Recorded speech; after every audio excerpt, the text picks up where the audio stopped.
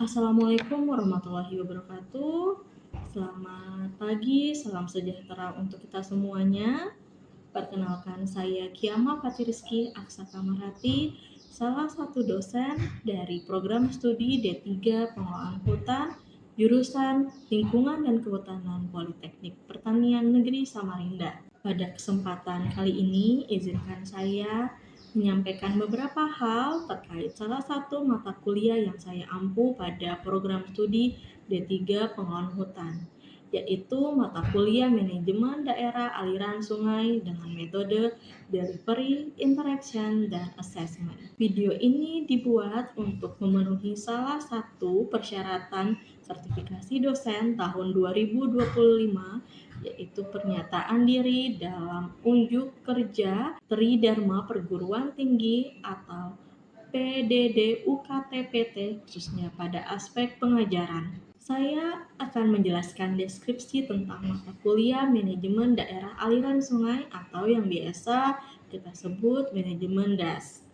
Mata kuliah Manajemen DAS merupakan salah satu mata kuliah wajib bagi mahasiswa semester 5 di program studi D3 Pengelolaan Hutan, di mana memiliki bobot 3 SKS, yakni 2 SKS teori dan 1 SKS praktikum. Mata kuliah Manajemen DAS bertujuan untuk membekali mahasiswa dalam mengkonsep perencanaan dan pengelolaan DAS terpadu. Adapun pada mata kuliah ini membahas tentang konsep dasar manajemen DAS, hidrologi, konservasi tanah dan air, sedimentasi, presipitasi, erosi, rehabilitasi hutan dan lahan, serta perencanaan dan pengelolaan DAS terpadu. Adapun CPL program studi yang dibebankan pada mata kuliah yaitu 1. Bekerja sama dan memiliki kepekaan sosial serta kepedulian terhadap masyarakat dan lingkungan kelestarian alam. 2. Mampu bekerja sama, berkomunikasi, dan berinovatif dalam pekerjaannya. 3. Mahasiswa mampu mengkonsepkan pengelolaan DAS terpadu.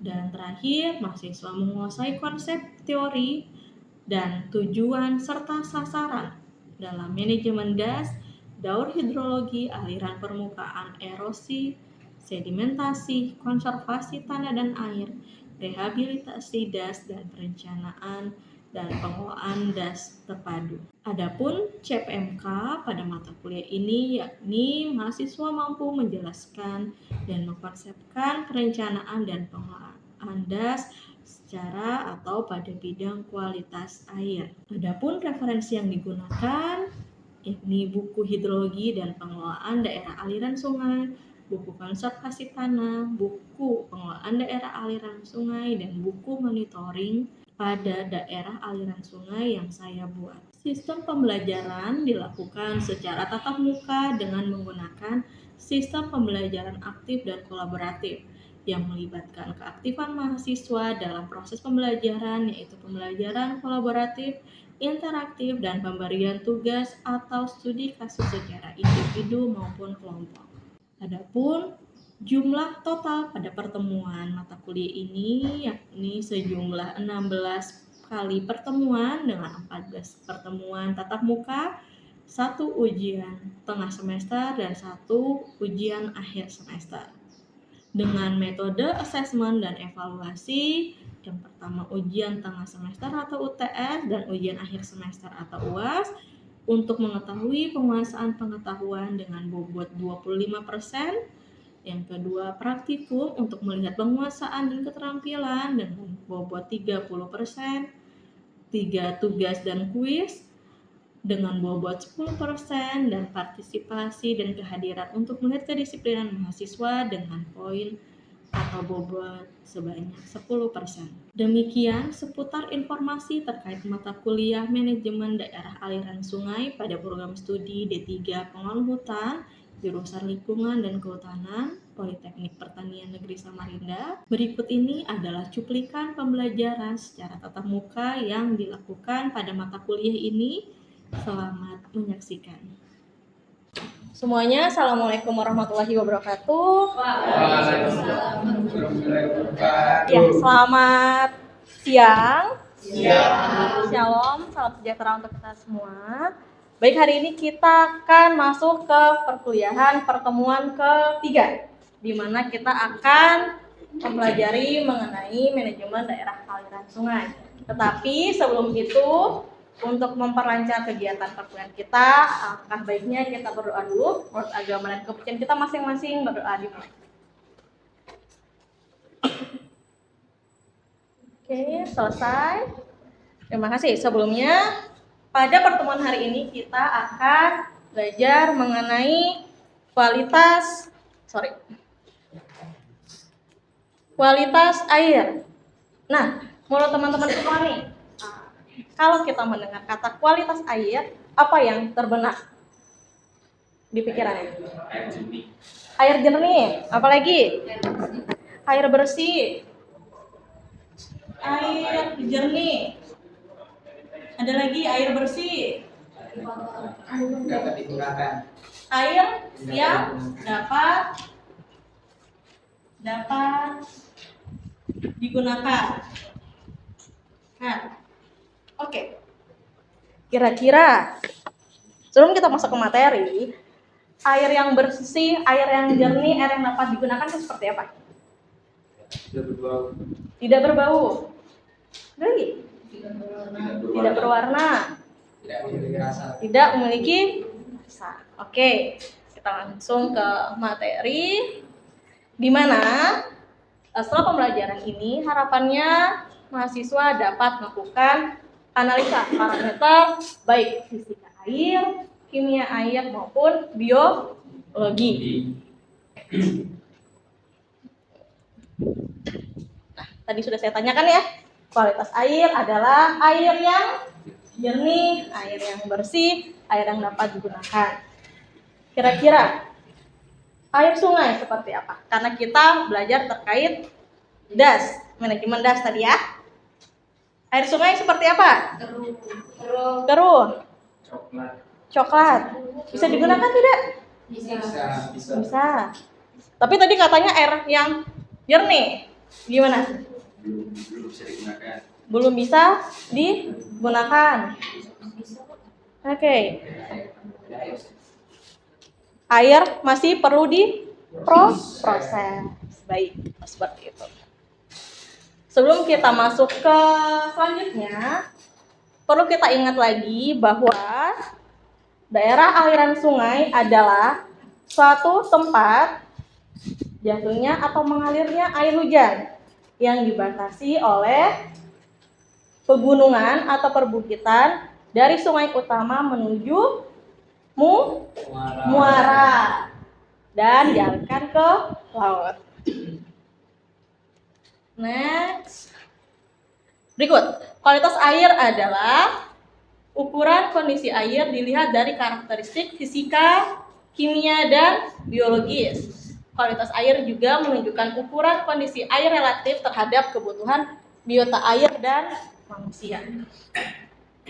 Kualitas air seringkali menjadi ukuran standar terhadap kondisi kesehatan ekosistem air dan kesehatan manusia terhadap air minum. Jadi, air ini tidak hanya untuk manusia saja, ya. Kita menjaga kualitas air tidak hanya untuk manusia, tetapi juga ekosistem. Apa itu ekosistemnya? Siapa yang butuh air bersih dari ekosistem? Hewan, contohnya ikan, ya. Ikan-ikan juga butuh ya. Kenapa? Kalau dia tercemar akan mempengaruhi ikannya sendiri. Setelah itu masuk ke kita beli, kita makan, akan mempengaruhi kesehatan manusia. Oke. Selanjut, di mana dalam kualitas air ada 3 parameter. Bisa diuji. Ada parameter fisika, kimia, dan biologi. Di mana proses-proses dalam kualitas air itu dipengaruhi oleh adanya infiltrasi. Apa itu infiltrasi? Infiltrasi adalah masuknya air ke dalam tanah. Masuknya air ke dalam tanah, di mana itu akan mempengaruhi kualitas air dalam tanah. Apa pengaruhnya? Pengaruhnya bisa oleh zat kimia yang ada dalam tanah.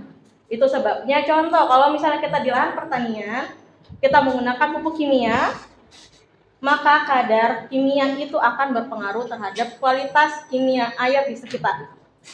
Baik itu perkebunan, baik itu pertanian yang masih menggunakan zat kimia sebagai pupuk. Seperti itu. Lalu berikut, kira-kira ini gambarnya di mana? Ada yang tahu tidak? Ini Sungai Mahakam, beratannya Islamiknya ya. Sungai Mahakam, terus ini Karangmumus. Kira-kira dari aktivitas yang ada di atas, kenapa dia bisa mempengaruhi kualitas air? Ada yang bisa katakan? Kenapa kira-kira bisa mempengaruhi terhadap kualitas air? Ayo, silahkan. Kalau dari gambar di atas itu kan Ya. lewatnya batu bara. Kandungan dari batu bara sendiri bisa mencemari air. Kalau di sebelah yang Karangmumus, Ya. Karangmumus itu dari limbah rumah tangga. Limbah rumah tangga mempengaruhi, betul. Jadi kalau limbah rumah tangga mempengaruhi dari biologi air. Kalau tadi batu bara mempengaruhi ke kimia air. Benar. Jadi ini salah satu aktivitas ya, kita terbiasa lewat jembatan Mahakam, kita ketemu banyak ponton-ponton yang bawa batu bara. Kemungkinan terjatuh ada. Ya, sedangkan pencucian dari kegiatan aktivitas batu bara itu, licingnya itu mengandung air asam tambang. Dan itu sangat tidak bagus untuk kesehatan manusia. Sehingga kegiatan industri di sekitar pun ini dapat mempengaruhi terjadinya perubahan kualitas. Tadi ada 3 parameter, kita kembali lagi di mana ada parameter fisika, kimia, dan biologi. Parameter fisika ini berdasarkan tadi kekeruhan, berarti jernihnya tadi kan, yang disampaikan adalah sifat fisikanya. Ada kekeruhan, perubahan suhu air, rasa dan warna air. Berarti di awal yang saya tanyakan ini termasuk dari parameter fisika. Lalu parameter kimia, pengamatan berdasarkan cara zat kimia terlarut. Tadi sudah disampaikan sama temannya bahwa batu bara bisa menyebabkan perubahan kualitas air dari kandungan batu bara tadi yang terjatuh atau hujan. Air itu kan ngalir ke sungai. Nah, itu dapat mempengaruhi atau terjadinya air asam tambang. Lalu ada parameter biologi, pengamatan berdasarkan mikroorganisme yang ada di dalam air, terutama ada tidaknya bakteri. Kalau di Karangmumus tadi, kira-kira selain dari adanya aktivitas rumah tangga ya, kira-kira apa lagi yang dapat memperbesar adanya pencemaran terhadap kualitas air? Selain limbah rumah tangga, sampah, ada lagi? Masih biasa lihat ada jamban di atas sungai? Ya. Nah, itu akan mempengaruhi terhadap adanya bakteri E. coli. Biasanya sering ada yang muntaber, diare. Infonya karena airnya terkandung oleh bakteri E. coli atau ada bakteri salmonella. Itulah yang mempengaruhi dari adanya limbah apa namanya? limbah apa? Limbah organik, tapi dari fases manusia. Lanjut lagi nih, contoh dari parameter fisika. Yang pertama tadi ada kekeruhan. Ini ada gambar di Sungai Santan ya. Kalau misalnya ada yang pernah jalan dari Samarinda ke Bontang, mungkin ada belum pernah. Nah, ini adalah gambaran Sungai Santan. Di mana kita bisa lihat ya, kalau air setelah hujan airnya naik keruh. Nah, itu dekat dengan daerah pertambangan batu bara juga kan ya. Adanya perubahan tutupan lahan itu dapat mempengaruhi terhadap kekeruhan air. Lalu warna. Adanya dari zat-zat atau bahan kimia yang terlarut. Pernah dengar berita terkait adanya perubahan warna terhadap sungai? Kalau nggak salah waktu itu ada juga yang di Bontang, nggak tahu kalau di Samarinda. Pernah berubah. Ini juga salah satu contoh kasusnya, adanya tercemar limbah warna atau limbah tekstil yang dibuang ke sungai. Dan itu mempengaruhi kualitas air. Selanjutnya, parameter kimia. Yang paling gampang itu bisa kita dengar pH, ya kan? Mau minum air pH-nya sekian. Bahkan banyak brand-brand air minum yang mencantumkan pH-nya. Iya tidak? Kira-kira apa tujuannya?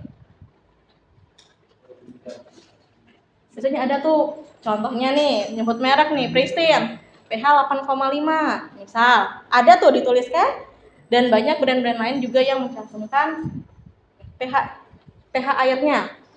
Kira-kira apa? Untuk apa? Untuk mengetahui tingkat keasaman air.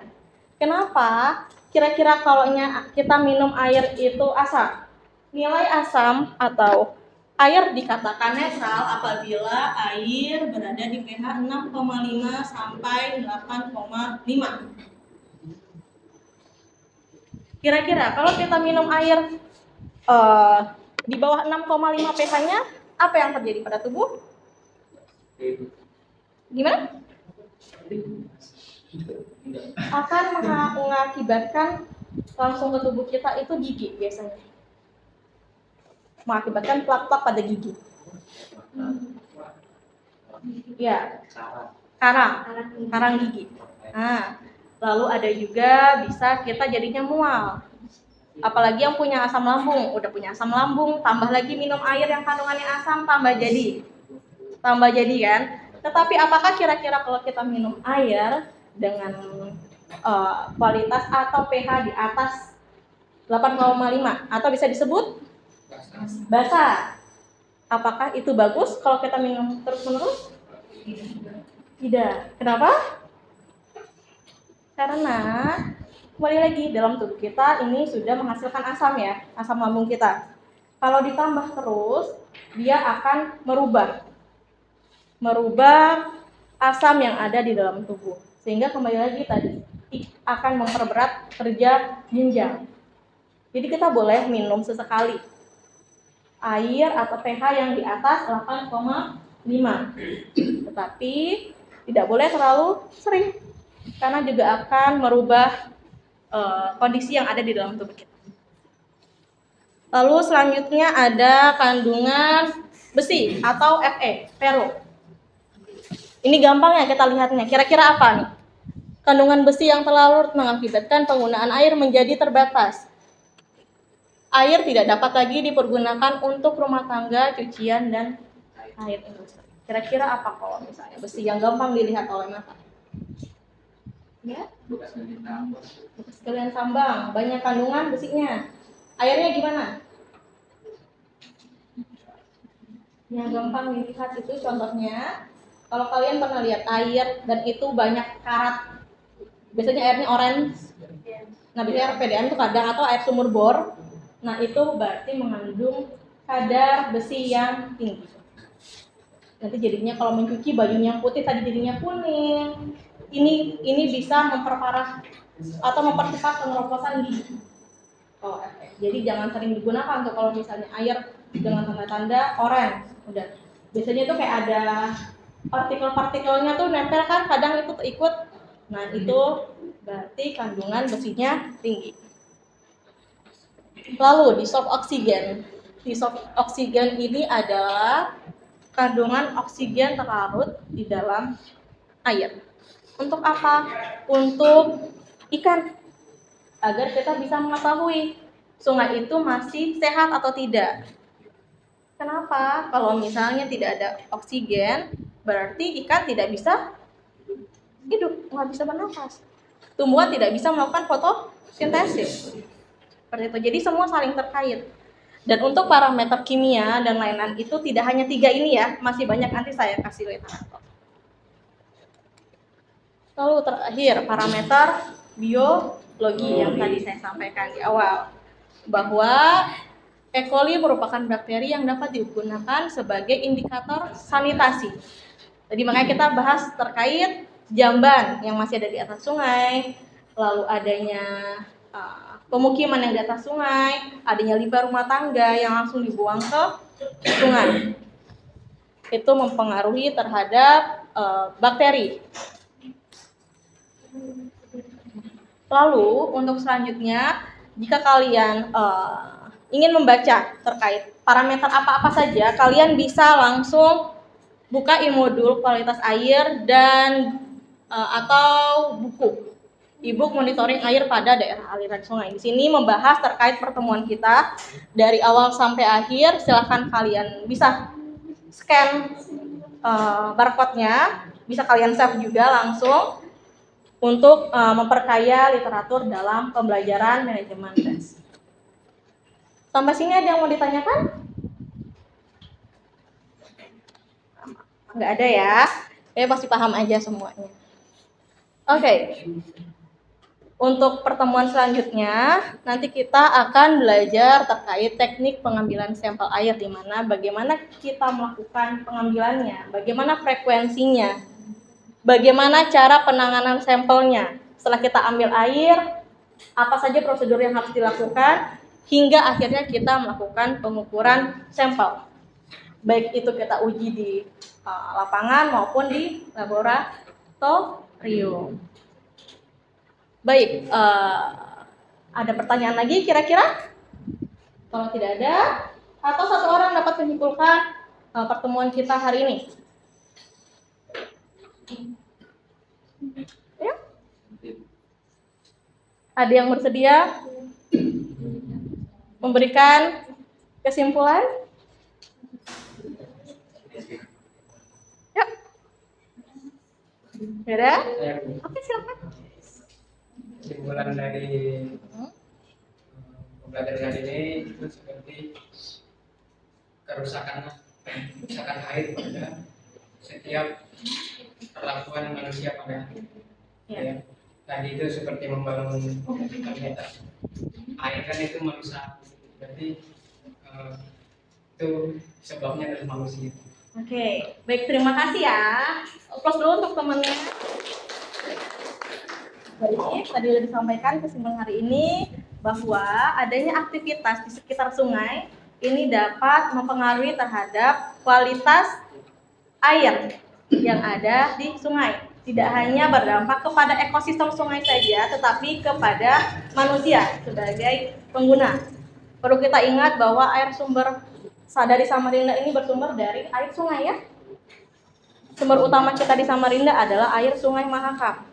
Maka untuk itu perlu dijaga kelestariannya. Oke, untuk itu saya akhiri pertemuan kita pada siang hari ini.